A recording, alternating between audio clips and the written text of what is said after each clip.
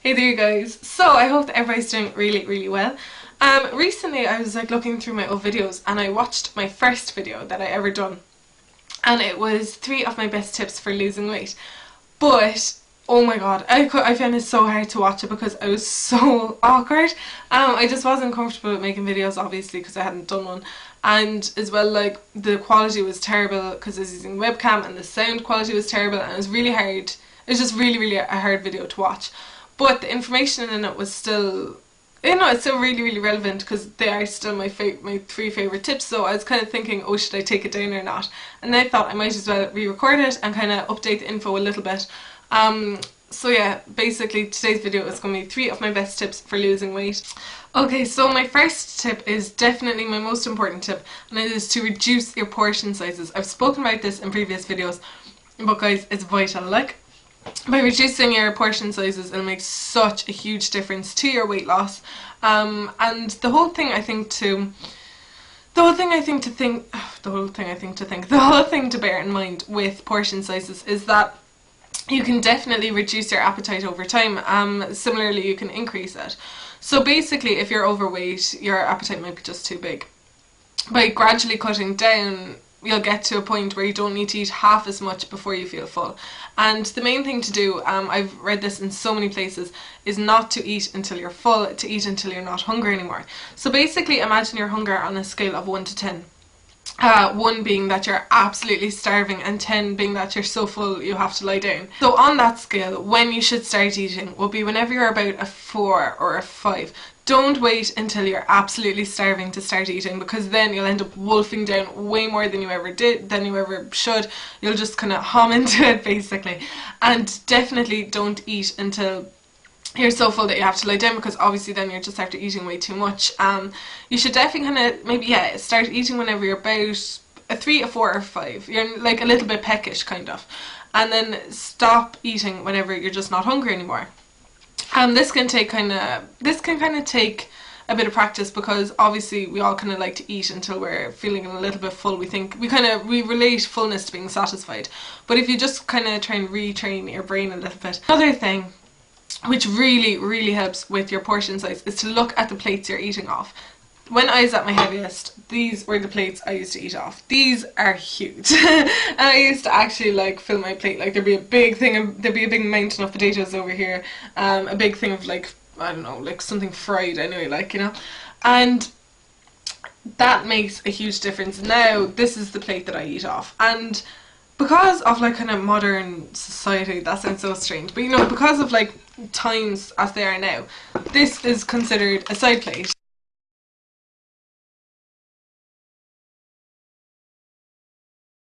And like, you know, if you think of a side plate in your head, you think of them way smaller, you think of them like that. But this is actually the side plate that came with this set. And also, if you notice, like with your plates, you might not see this, but there's kind of a slant here, and then there's like a kind of inner square.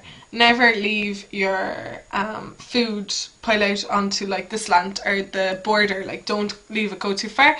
Stay within the inner circle. That comes with most plates anyway. Okay, so yeah, that's definitely a big thing, to look at the depth you're using. Similarly, obviously with bowls, it goes with the same thing. Go for the smaller bowl. The reasoning behind this is, like, say if I had 2 scoops of potatoes on this, 3 spoonfuls of veg or whatever, and then like my portion of meat or whatever. That would look good on this plate, right? If I had the same quantity on this plate, it would be a big difference, because it would just look lost on that plate, like, and then it just doesn't feel as if you're getting a big enough dinner, you know, because you're like, oh, my portion is so small, even though it isn't. Basically, you have to try and trick your brain. And you have to try and trick your brain by using a smaller plate, and because it fills up easier, it looks like you have a bigger portion than if you have a huge plate with the same portion and the dinner looks lost on it. Okay, and my second tip is another one which I'm definitely a huge advocate of. It's to find substitutes. Basically, if you're overweight, there's often kind of those foods that you love. And like, for me, it's chocolate and crisps. I have such a sweet tooth. It could either be a fry though, like some. Say now for chocolates and sweets, whenever I was at my heaviest, I would typically have a bar of chocolate a day and a pack of crisps and a fizzy drink. That was why I gained weight. I just ate too much junk food.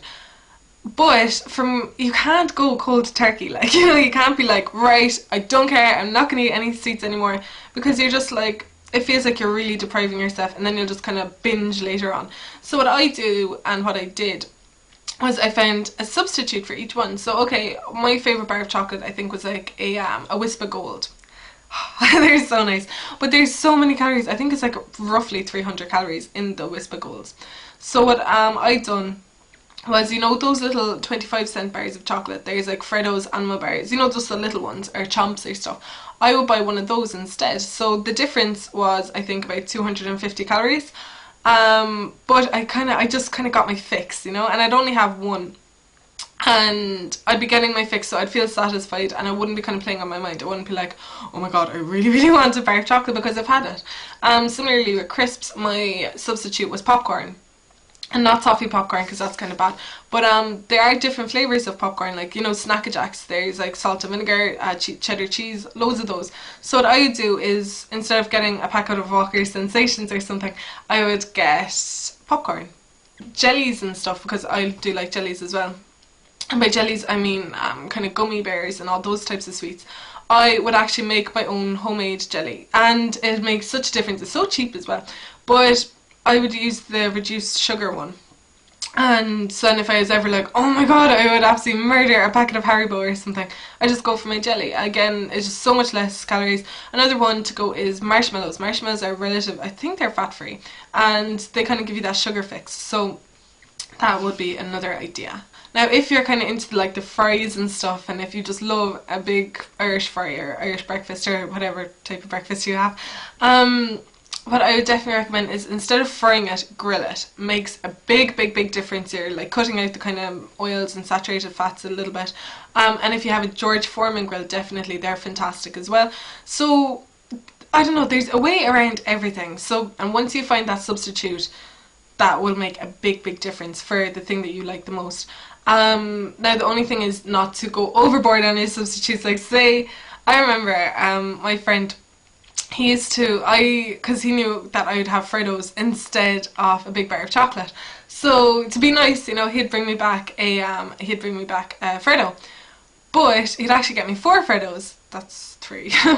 He'd get me 4 Freddos, which defeated the whole purpose, because I think in each Freddo there's like roughly 100 calories, and in each Wispa Gold, I think I said there's 300, but I think there's 350. I'm not too sure, to be honest.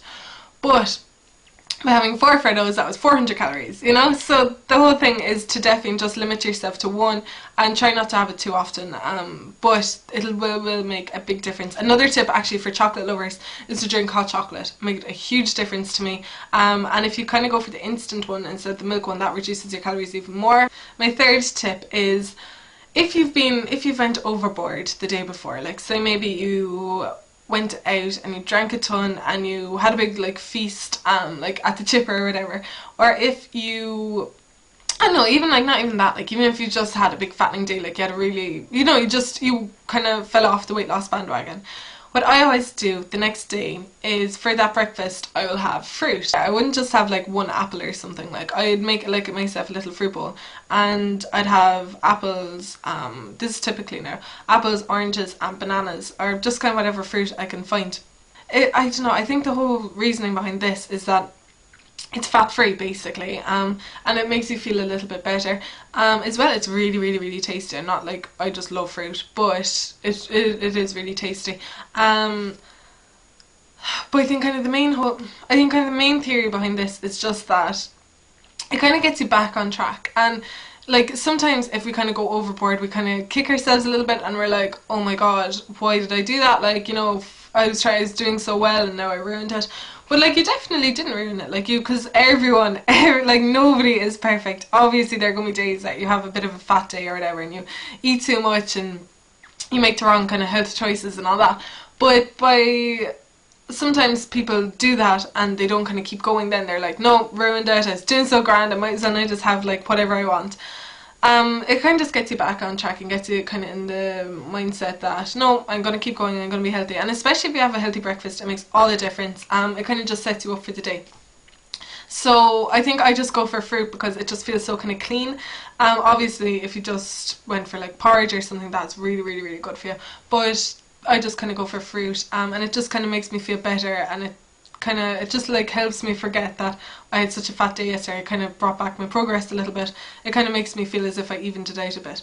So that's my third tip. Anyway guys, they are my tips. I hope that this video wasn't too long. I always kind of ramble on. If any of you have any requests, obviously leave them in the comments below. I'm definitely getting to the requests that I've been getting over the past week or so. Okay, so I'm gonna go. I hope that everyone's doing really, really well, and please subscribe if you haven't already. I'd really appreciate it. Yeah, and I'll talk to you soon. Bye.